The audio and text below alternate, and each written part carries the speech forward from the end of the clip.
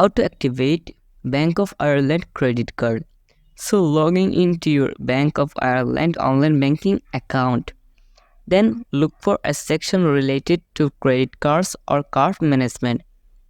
There should be an option to activate your new credit card. Follow the prompts to complete the activation process.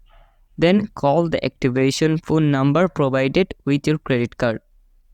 This is usually a toll-free number. Follow the automated prompts or speak with a customer service representative to activate your card. If Bank of Ireland has a mobile banking app, you might be able to activate your credit card through the app.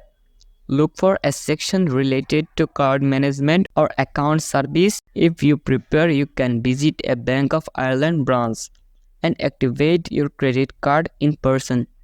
A bank representative will assist you with the activation process. Thanks for watching.